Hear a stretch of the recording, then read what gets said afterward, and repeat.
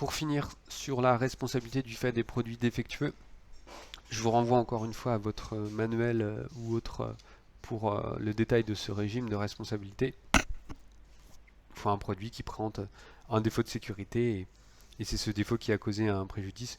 Donc ce qui est intéressant, c'est qu'on a une responsabilité de plein droit du producteur.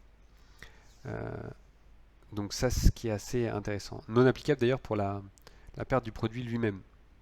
Si vous avez votre machine à laver qui met le feu à votre maison, vous pouvez engager la responsabilité du fait des produits défectueux pour le dommage causé à votre maison, mais vous ne pouvez pas demander la réparation, le remplacement de votre machine à laver. Ça ne s'applique pas pour le régime, pour le produit lui-même. Donc on a un certain nombre de causes d'exonération. Moi, ce que je trouve intéressant, c'est toute la question du risque de développement, qui est une cause d'exonération assez étrange, mais qu'on comprend logiquement. Là, deux arrêts, presque rien à voir. Premier arrêt, 26 février 2020. C'est un chirurgien qui a fourni une prothèse défectueuse. Donc il y avait un premier point sur est-ce que la prothèse était défectueuse ou non. Pas de difficulté, la prothèse est défectueuse.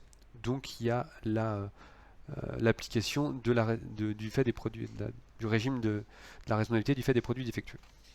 Ce qui était intéressant, c'est que ensuite là, la victime, elle voulait engager la responsabilité du chirurgien directement. Et notamment, eh bien, elle voulait l'engager en disant qu'elle avait commis une faute. La cour d'appel n'avait pas suivi l'argument du pourvoi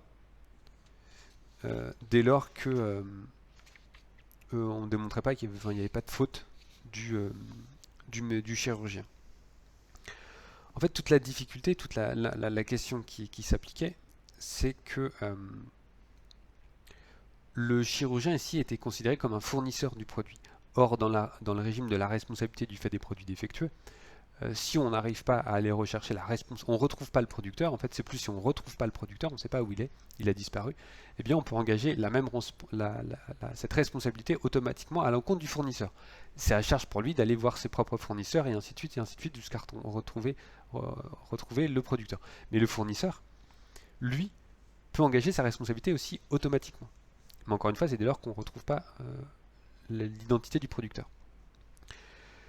Et donc là, lui, le chirurgien ici, il avait un rôle de fournisseur. Donc c'est-à-dire que sa responsabilité automatique sur ce fondement ne pouvait être recherchée que si on n'arrivait pas à démontrer qu'on ne retrouvait pas le producteur. Or ici, on ne sait pas en fait. En tout cas, c'est ce qui est reproché. On dit, ben non, mais on ne sait pas si on ne peut pas engager la responsabilité du fournisseur, du chirurgien en tant que fournisseur, si on ne sait pas si le producteur, on l'a retrouvé ou non. D'autant plus que en dehors de ça, et bien après, c'est un régime de responsabilité pour faute classique. Est-ce que le chirurgien a commis ou non une faute? Et là, on ne démontrait pas qu'il y avait une faute quelconque du chirurgien. Lui, il a pris un bien, il l'a mis, la prothèse, et qui s'est révélée défectueuse. Donc tout ça pour dire qu'il n'y avait pas de faute, on ne démontrait pas une faute, et sa responsabilité en tant que fournisseur du produit défectueux ne pouvait pas être engagée non plus, dès lors que on ne démontrait pas que le producteur était introuvable.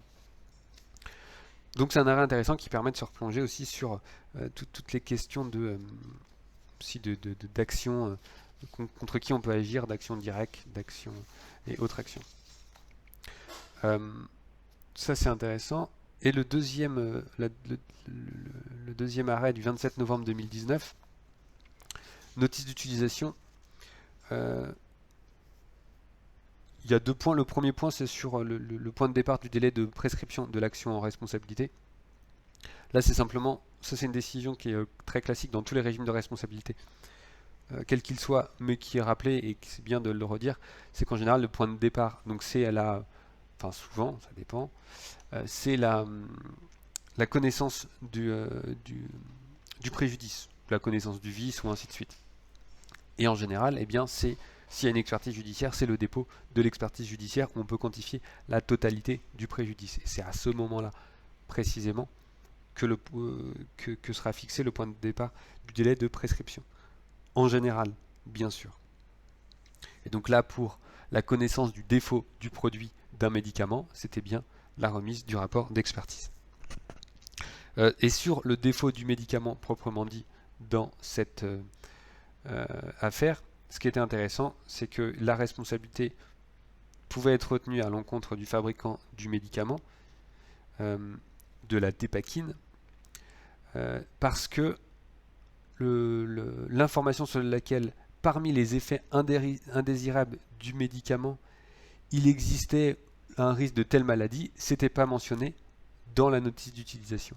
C'était pas mentionné dans la notice d'utilisation, et donc la responsabilité pouvait être engagée. Ce qui montre encore une fois l'importance de ces notices d'utilisation.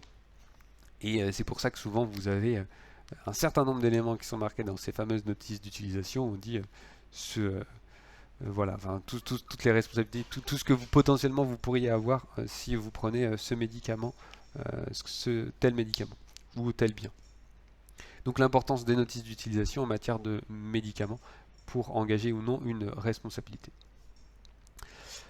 Nous avons fait le tour des différentes décisions que j'avais retenues. J'en ai retenu effectivement moins que notamment par rapport à l'année dernière. J'en ai presque 2 fois moins. J'en ai trouvé presque 2 fois moins également aussi. Donc voilà. Je reste à votre disposition si vous avez des questions sur un arrêt ou sur un autre. Sachant que voilà, j'espère avoir été suffisamment clair. C'est toujours un peu particulier d'expliquer des arrêts sans avoir de retour ou de précision en direct. Donc n'hésitez pas s'il y a certaines décisions que vous n'avez pas compris, ou si je n'ai pas été surtout suffisamment clair. Bonne continuation, et je vais essayer de mettre le 3e cas pratique le plus rapidement possible.